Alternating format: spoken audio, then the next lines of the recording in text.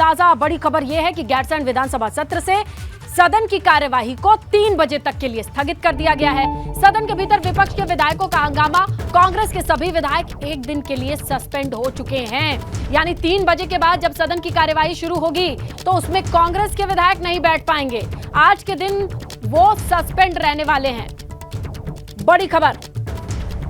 सीधा रुक करते हैं ब्यूरो चीफ अजीत सिंह राठी का, उनसे जानकारी लेते हैं। अजीत जी, देखिए अभी थोड़े ही देर पहले जब हमने बुलेटिन में दिखाया कि आज नकल विरोधी विधेयक पे बात करने वाले थे, युवाओं पर लाठी चार्ज का मुद्दा उठाने वाले थे, अब तो बैठने की ही परमिशन नहीं है। किस तरीके से इस पूरे विधेयक को लेकर के एक तरफा कार्यवाही आगे बढ़ेगी?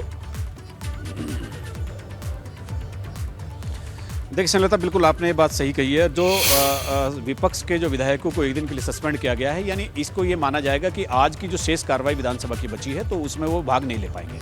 आज सरकार का भी बिजनेस है। भोजनावकाश के बाद यहाँ पर कई विधेयक रखे जाएंगे, कुछ अध्यादेश भी हैं जो जैसे नकल विरोधी कानून जो बनाया गया था सरकार की तरफ से, तो उसको भी आज उस अध्यादेश को भी यहाँ रख करके कानून का रूप देना है। ऐसे तमाम बहुत महत्वपूर्ण इशू हैं जो पटल पर रखे जाएंगे, जिन पर सदन में चर्चा होनी है। लेकिन जब विपक्ष ही नहीं रहेगा तो किस तरह की चर्चा होगी, तो एक तरफा कार्रवाई ये हो जाएगी।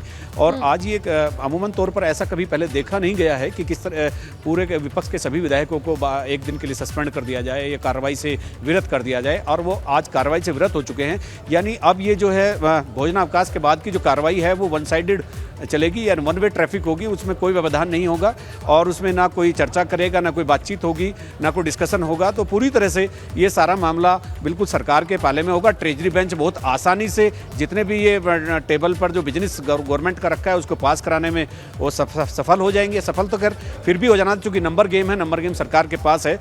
लेकिन विपक्ष का नहीं होना और बिजनेस का पास हो जाना, कानूनों का बन जाना, ये पहले कभी देखा नहीं गया है। आज ये पहली बार हुआ है और वो जिन कारणों की वजह से हुआ है, स्पीकर ने जिन कारणों की वजह से ये सख्त फैसला लिया है, वो मैंने अभी आपको बताया कि हंगामा इतना हो गया था, सदन में अव्यवस्था हो गई थी और अव्यवस्था पर कांग्रेस का अपना विधेयक पास हो जाना है। लेकिन चर्चा में अगर विपक्षी दलों के बिंदुओं को मिस कर देंगे, विपक्षी दलों की राय शुमारी या विरोध, जिन जिन खामियों को लेकर के वो अपनी आवाज उठाना चाहते थे, वो अब नहीं उठ सकती है।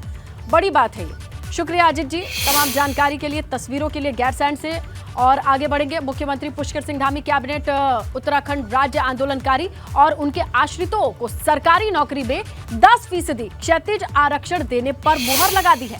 कैबिनेट मंत्री सुबोध उनियाल की अध्यक्षता में गठित सब कमेटी की सिफारिश की बात कर रहे हैं हम, और कैबिनेट ने इसे मंजूरी दे दी है।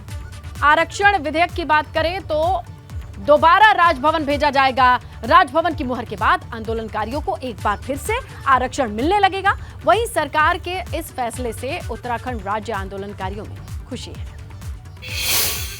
उसमें जो राज्य आंदोलनकारियों के क्षैतिज आरक्षण के लिए जो उप समिति की जो सकारात्मक रिपोर्ट रखी गई थी, उसको कैबिनेट ने, पूरी धामी सरकार ने उसको स्वीकार कर लिया है और इसके लिए मैं सरकार का धन्यवाद देता हूं, उप समिति का धन्यवाद देता हूं और तमाम उन राज्य आंदोलनकारियों के संघर्ष को सैल्यूट करता हूं कि उनका संघर्ष रंग लेके आया। भले ही 10 साल लगे, लेकिन ये धामी सरकार ने सिद्ध किया है।